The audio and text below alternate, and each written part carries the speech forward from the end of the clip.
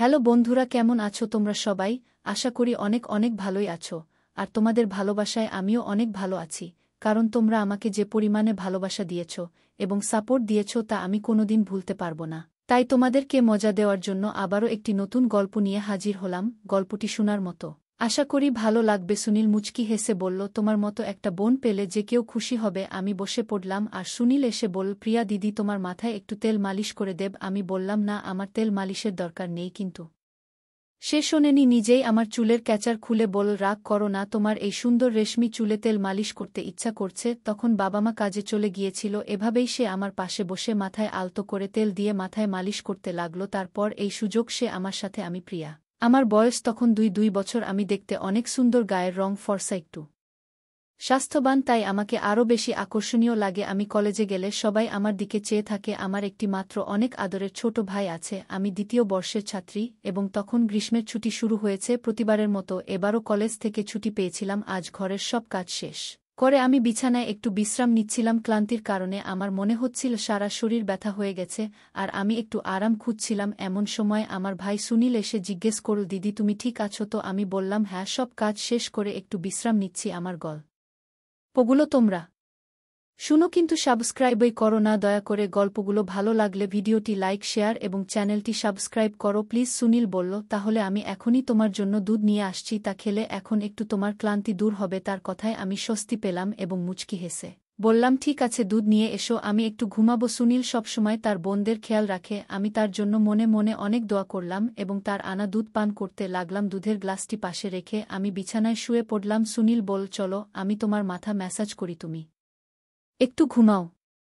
সে বিছানায় বসে আলতো করে আমার মাথা টিপোতে শুরু করল, আর আমি ধীরে ধীরে স্বস্তি অনুভব করলাম। চোখ বন্ধ করে গভীর ঘুমে তলিয়ে গেলাম। আর ঠিক তখনই আম্মুর ডাকে আমার ঘুম ভেঙে গেল। ঘড়ির দিকে তাকিয়ে দেখি রাত 10টা বাজে। একটু ধাক্কা খেলাম, বুঝলাম বাবা অফিস থেকে ফিরে এসেছেন। আমি মনে মনে ভাবতে থাকলাম, এতক্ষণ আমি কিভাবে ঘুমালাম। আমি উঠে দাঁড়াতে চেষ্টা করলাম, কিন্তু মাথা ঘুরে গেল, কিছুই দেখতে পাচ্ছিলাম না। ফ্রেশ হয়ে বেরিয়ে এলাম, দেখি সবাই আমার জন্য অপেক্ষা করছে। আমাকে দেখে সুনীল মাকে বলল, দেখো মা, এত কাজের চাপ যে, সারাদিন কাজ করতে করতে বেচারা একেবারে ক্লান্ত হয়ে পড়েছে। আমার মা ও বাবা দুজনেই বাইরে কাজ করতেন, কারণ শুধুমাত্র বাবার আয়ে আমাদের পড়ালেখার খরচ চালানো কঠিন ছিল। আমি আর সুনীল কলেজে যেতাম, কিন্তু গরমের কারণে আমাদের অনেক সময় বাসায় থাকতে হতো। গত কয়েকদিন ধরে সুনীল আমার প্রতি বেশ যত্নশীল হয়ে উঠেছিল।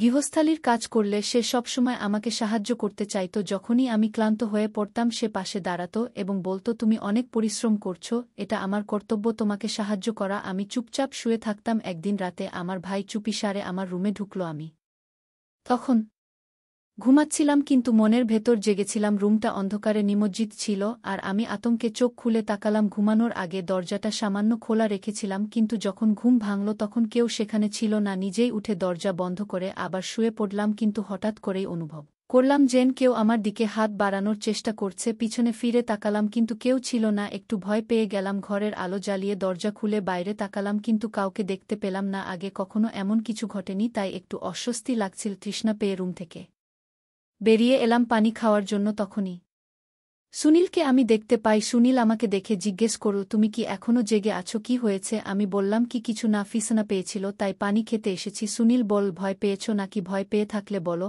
আমি তোমার ঘরে ঘুমাই আজ, তুমি চাইলে আমি তোমার সাথে রুমে ঘুমাতে পারি। আমি তাকে বললাম, না, তোমার ঘুম নষ্ট করার দরকার নেই, কিন্তু সে বলল, তোমাকে একা রেখে যেতে পারবো না। অবশেষে আমি বিছানায় শুয়ে পড়লাম, আর সে আমার পাশে বসে বালিশটা ঠিক করে দিল, আর সে পাশের ছোপায় শুয়ে পড়ল। রাতে ঘুমানোর সময় মনে হচ্ছিল যেন কেউ আমার পাশে পাশে বসে আমাকে দেখছে, আমার মুখের কাছে হাত নাড়ছে, এবং এটা যেন একটা স্বপ্নের মতো। পরের দিন সকালে ঘুম থেকে উঠলাম, কিন্তু মনে হচ্ছিল কিছু অদ্ভুত, মেজাজও ঠিক ছিল না। তাই সুনীলের দিকে তাকিয়ে একটু বিচলিত হলাম। সুনীলকে বেশ হাসি খুশি দেখাচ্ছিল, যা আমার চিন্তার কারণ হয়ে দাঁড়ায়। আমি শরীরটা স্কার্ফ দিয়ে ঢেকে রেখেছিলাম। সুনীল মুচকি হেসে বলল, তোমার মতো একটা বোন পেলে যে কেউ খুশি হবে। আমি বসে পড়লাম, আর সুনীল এসে বলল, প্রিয়া দিদি তোমার মাথায় একটু তেল মালিশ করে দেব। আমি বললাম, না, আমার তেল মালিশের দরকার নেই, কিন্তু সে শোনেনি, নিজেই আমার চুলের ক্যাচার খুলে বল, রাগ করো না, তোমার এই সুন্দর রেশমি চুলে তেল মালিশ করতে ইচ্ছা করছে। তখন বাবা-মা কাজে চলে গিয়েছিল, এভাবেই সে আমার পাশে বসে মাথায় আলতো করে তেল দিয়ে মাথায় মালিশ করতে লাগল। তুমি এত সুন্দর যে তোমাকে দেখলে সবসময় মনের মধ্যে একটা হাসি ফোটে।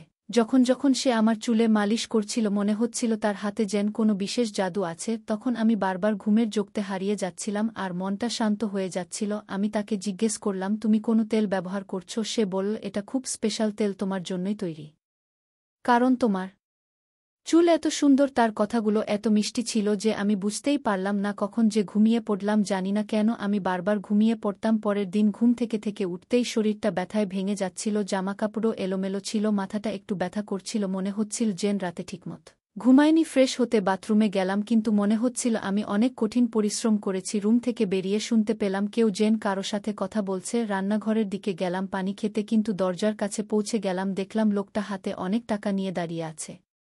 সেটা দেখে আমি একটু অবাক হয়ে গেলাম। সে লোক টাকাটা ভাইকে দিল। সে আমার দিকে তাকিয়ে বলল, প্রিয়া তুমি এখানে কেন? আমি তার কাছে গিয়ে বললাম, এত টাকা কোথা থেকে পেলি? সে নিচের দিকে তাকিয়ে বলল, প্লিজ বাবাকে কিছু বলো না। আমি জিজ্ঞেস করলাম, এই টাকাটা কেন, কিসের জন্য? সে বলল, এটা বাবার এক বন্ধুর টাকা, যা ফেরত দেওয়ার কথা ছিল। আমি টাকা ফেরত দিতে বললাম, কিন্তু সে মৃদুস্বরে বলল, হ্যাঁ আমি মাকে বলেছিলাম। আমি তাকে বললাম, আমাদের কিন্তু পরিস্থিতি খুব খারাপ। রাতে যখন বাবাকে টাকা দিতে গেলাম সে কিছু না বলে চলে গেল। পরের দিন আমি রান্নাঘরে কাজ করছিলাম, যখন সে তার বন্ধুদের নিয়ে ঘরে এলো আমি তখনও কষ্টে কাঁপছিলাম। সেই সময় আমি দোপাট্টা খুলে বাসন ধুচ্ছিলাম, সবাই হাসছিল আমাকে দেখে। আমি তখন সুনীলকে বললাম, তুমি কিভাবে এমন করতে পারো? এই সময় আম্মু আব্বু কেউই বাসায় নেই, তুমি এদেরকে কেন নিয়ে এসেছ? সুনীল হেসে বলল, এটা তো আমার বাড়ি, আমি যেটা ভালো মনে করি সেটাই করব। তুমি তোমার কাজ করো গিয়ে। আমার উচিত ছিল সবকিছু ঠিকঠাক করা, বিশেষ করে খাবার রান্না করা। তারা আমার খুব ঘনিষ্ঠ বন্ধু। আমার ভাই বলল, কিন্তু সে আমার উপর বেশ রেগেছিল। তাই আমি খাবার প্রস্তুত করতে শুরু করলাম। যখন সবকিছু প্রস্তুত হলো তখন আমার ভাই বলল, তুমি নিজেই খাবার পরিবেশন করবে।